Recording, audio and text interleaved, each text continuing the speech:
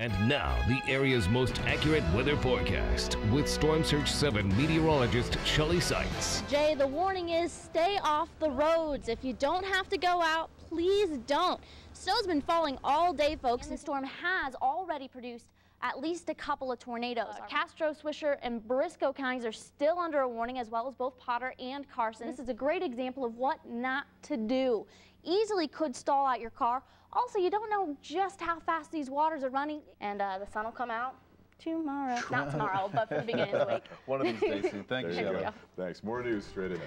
Not bad singing. Upper level low pressure system down to our south, bringing in some more moisture in the upper levels of the atmosphere. We're going to see those storms drift up to the north. That dry line's still going to be pushed well off to our west, which means we'll wake up to another humid day, which is also good news for more developing showers and thunderstorms. Tell you what, pretty nice conditions across the area. Nice and warm, so enjoy the air conditioning if you have it, because you're going to need it. It was 101 degrees currently, but the high today, hot, 102 with a 60-degree dew point. That's a mighty warm day, folks. So, good evening, everyone. Well, we've been talking about it all week. We've had these very, very hot temperatures, and we said, hey, it's going to rain this weekend, it's going to rain this weekend, and, well, it's raining this weekend. Temperatures are finally cooling off. A look at our first floor live max radar showing widespread showers and thunderstorms, all in the wake of a cold front. Now, it's hard to call it a cold front because temperatures aren't exactly cold, but there was a definite wind shift and temperatures are starting to cool down. And then, of course, you've got the rainfall as well. Both Hemphill and Roberts counties, they're still under a strong storm. So what we're looking at here is small pocket change sized hail from pennies to dimes, along with some heavy wind gusts. Our SchoolNet site in Groom saw 58-mile-per-hour wind gusts. Now, the thing about these storms is they're not moving anywhere very fast, moving maybe 5, maybe 10 miles per hour, slowly to the north and the northeast. The biggest threats along with all of these storms include heavy winds in excess of 40, 45 miles per hour, and then, of course, some very brief, heavy rainfall. Actually, maybe not even brief, as they're not moving very far, very fast. Some of our SchoolNet sites get some very decent rainfall totals. Let's go ahead and take a look at them. Big State Remodeling showing 92 degrees currently here in downtown Amarillo, where it's dry across the northern portions of the city. Further down to the south, Campton Harrington's seen a little over 1/10 of an inch, and you can tell their temperature 76 degrees versus 91 just up the road at South Georgia. Across the north and the west, no rainfall, at least not around here. Dalhart's at 82 degrees, 82 in Keys, Oklahoma. They've been seeing these northerly winds, keeping them slightly cooler. Across the east, though, Miami's seen a little bit of rain, as apparent by the temperature at 79 degrees. Camp MK Brown, we'll talk about that one in just a second. LaFour's almost an inch of rain there as well. Further down to the south, this is where the heat is. That front hasn't quite made it through the area, so Childress, 104 degrees. Memphis, I think, saw a high of 105 today. They're currently at 94, so starting to get those cooler temperatures in there. But look, just 94 to 104, that's a 10-degree difference, people. 103 down in Paducah. Hopefully those temperatures will cool off a little later on.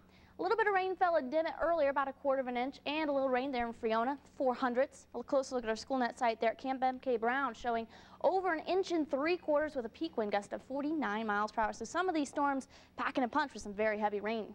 Regional satellite radar showing, you know, this cold front pushing its way on through. That's where these storms are developing, in the wake of this front. And we're going to see them spread across the north throughout the evening tonight and even through the day out tomorrow. Now, it is 92 currently out at the airport. That temperature is sure to drop. Dallas, Fort Worth at 102 to 92 down at Corpus Christi. Our computer model forecast hitting it right on the nose. That front pushing through the high plains. Scattered showers and thunderstorms across the area, maybe clearing out a touch by the morning. Expect 65 at that time, with more scattered showers and thunderstorms on the way throughout the entire day. In fact, a lot of heavy rainfall associated with this. Some folks seeing in excess of 1 inch with some of these rainfalls that we're expecting tomorrow. Expect 74 degrees by noon, and for a high, nice and comfortable, 83 degrees. Get some rain, got some cooler temperatures. What more could you ask for here in the high plains? All right, a recap of our forecast for tonight, calling for mostly cloudy skies with scattered showers and thunderstorms.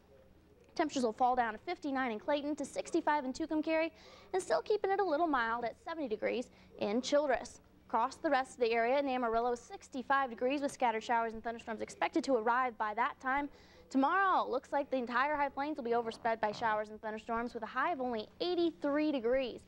Northeast winds will shift back to the southeast by the end of the day at 10 to 20 miles per hour. High temperatures across the entire area are going to be much more comfortable, 77 in Clayton to 83 in Childress. And those isolated showers and thunderstorms will continue through the day on Monday. Will finally clear out. High pressure will build into the area for midweek. And 4th of July, tell you what, looks pretty nice to me. I like it. You can have a cookout, all that stuff. Absolutely. Plenty of sun, not a whole lot of wind. You're good to go. And I feel better for the people in Childress now that it's going to be 70 tonight rather than, ouch, 104. I know, right? Oh, all right, thanks, Shelly. Well, just ahead. On a site we're used to seeing as the river is starting to rise and hovering right around 5.5 feet. Officials are expecting the river to peak tomorrow around noon as more runoff continues to filter down. Flood stage for the Canadian River is right around 7 feet. Now, last time that happened was in August of 1996. That's 12 years ago.